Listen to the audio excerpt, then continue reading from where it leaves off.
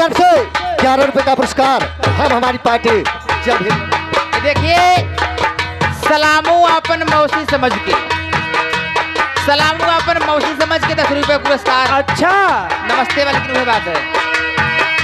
हरे जाई बदरी में, हे जाई बदरी में, सही अगमन लिहले जाई बदरी में, सही अगमन लिहले जाई बदरी में।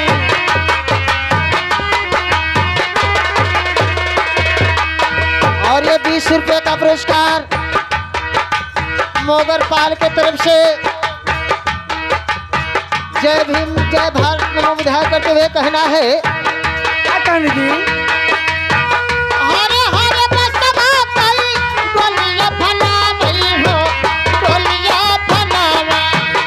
हरी हरी बसवा के डलिया फनावे हो डलिया फनावे।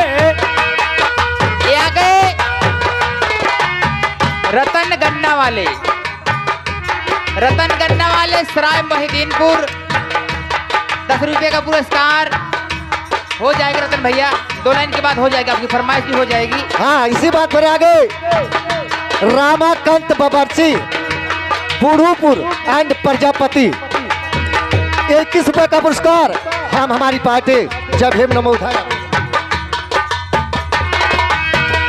और ये मास्टर भाई देखिए श्यामू मिस्त्री, श्यामू मिस्त्री नलका वाले, श्यामू मिस्त्री नलका वाले 11 रुपया देले हैं।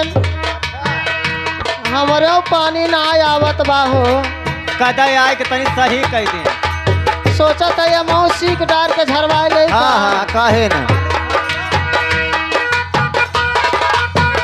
डोलिया फनावे हो डोलिया फनावा, सबा के डलिया फनावे हो डलिया फनावे।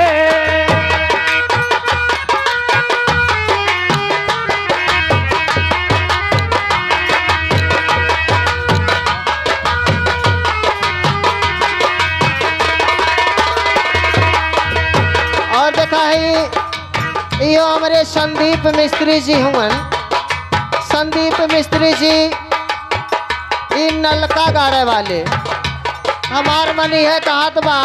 अच्छा कहीं हमार नलकवा भाठा तना ले ले का हो ए दीदी है बालू देत है। ए पूजा का बहनिया हम उसे दूसर बोरिंग कराए ले, मैं बालू फेंकत था। और इसी बात पर आगे राम आश्रय जी जौनपुर की धरती से 21 रुपए का पुरस्कार कहना है। अरे हमके बढ़ाए जाला, अरे कोरी चुदारी में सैया का बदली हले जाए बदरी में।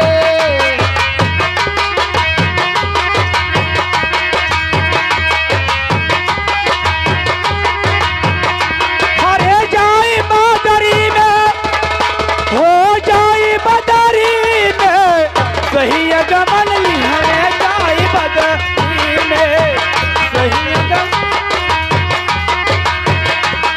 ए सही अगमन लिहले जाई बदरी में, सही अगमन लिहले।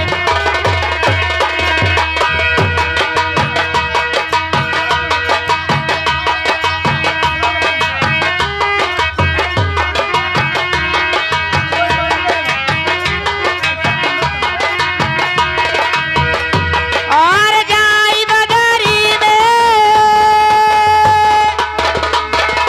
जाई बदरी में, सैया गवन लिहले जाई बदरी में, सैया गवन लिहले। हाँ इसी बात पर आगे घनश्यामू प्लास्टिक जी की तरफ से 11 रुपए का पुरस्कार हम हमारी पार्टी हालो